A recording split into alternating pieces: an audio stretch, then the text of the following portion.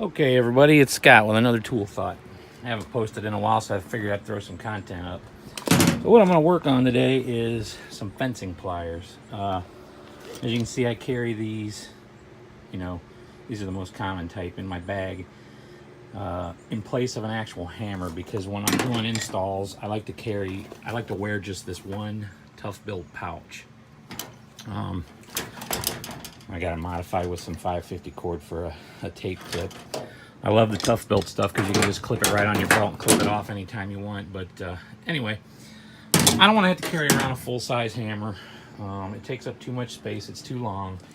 And then, there's nowhere to really hang one on this pouch that I like to use. So what I do is I substitute the fencing pliers for hammer. And they work okay, but these are a 1920 pair of Utica Empires.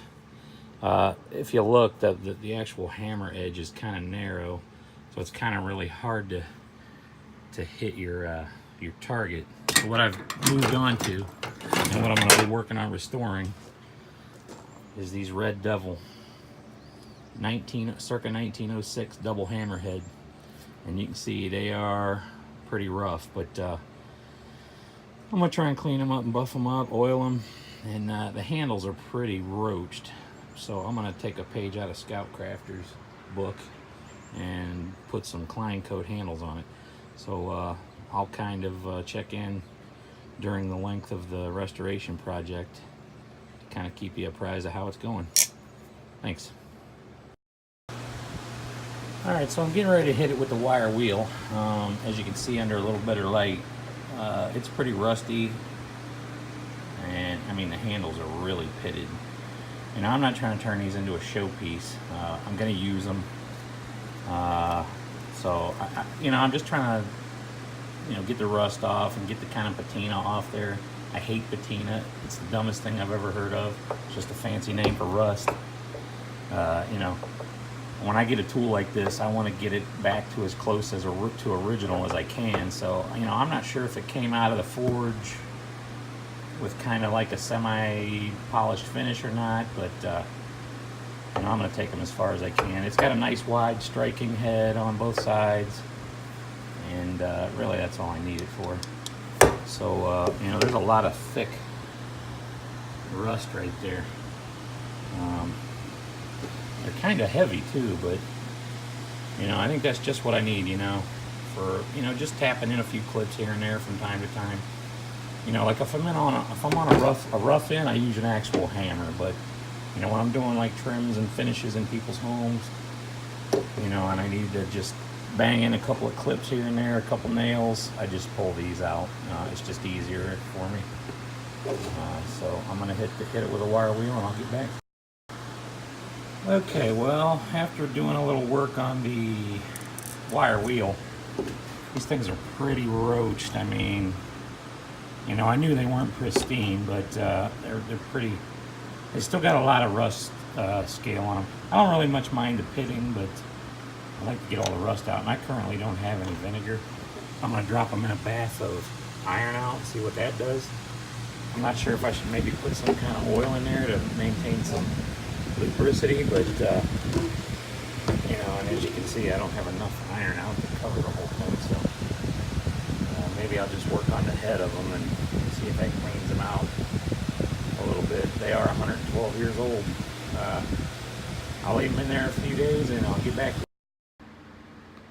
Okay guys, this is the first time back in the shop / garage in a few days, and it's been sitting in some iron out, and that's what it's looking like before I pull it out of there. I'm hoping that I didn't do any real permanent damage to them. As you can see, a little bit of extra corrosion up on the handles now. That doesn't really bother me because I'm going to put some Klein coat handles on there, but let's pull it out and see what it looks like. Okay, so as you can see, there's a distinct difference between the part that was submerged in the iron out and the part that wasn't. I'm really just looking to clean this up and maybe lube it and protect it with some some clear poly spray. I mean, like I said, I intend to use them as a makeshift hammer. you know, as a space-saving technique in my tool bag. But yeah, that stuff, it gets the stuff out down in the nooks and crannies where the wire brush wouldn't go. So I'll probably hit these handles. They're a little worse for the wear for being in the same you know, chamber where I was soaking the heads. So we'll see how they turn out. Okay, so here's a little bit of work on the wire wheel. As you can see, it is deeply pitted. Who knows what kind of abuse these things have seen. They're 1906 circa, so you know, 112 years of hard use, hand oils and sweat. Who knows how many times they've been left out in the rain or gotten wet, not been taken care of. They're not going to be a beautiful, you know, tool ever again. I mean, even if I wanted to go at this with a belt sander, I don't think it could be brought back. But like I said, I'm going to put them into use. They're not like a showpiece or anything. I might try and hit them with a polishing wheel or something, and then see how they, you know, they come back. I really only have to, you know, get them reasonable from about here up, because the Klein coats are going to cover a lot of the evil. I mean, there used to be some nice knurling there at one time, but anyway, we'll hit it with a buffer and maybe shoot some clear shellac on there and see if we can get the Klein coats on there and see how they turn out. Well guys, here they are, finished product. I sprayed them with a coat of clear, you know, to keep any further corrosion off of them. Slap some Klein coat handles on there, and that's all she wrote on these. I'm gonna wait for that clear coat to dry and then hit it with some lube and then put them into service. I like the clear coat, or the Klein coat handles. I love this color. I'm not sure if they make a longer pair. These are the 89s. I don't know if they make them longer. This set could have used a longer set of grips, but this will work. I love the red, but I wish they came in other colors as well. I don't know, maybe that's something Klein will think about doing down the road, but that's where I'm at.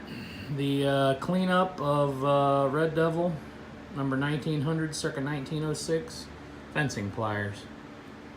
They're chewed up pretty good, but they are 112 years old and still kicking. Thanks guys for watching. Like, subscribe, comment. I'd love to hear from you. Hate mail, love mail, whatever. I appreciate y'all. Have a good one.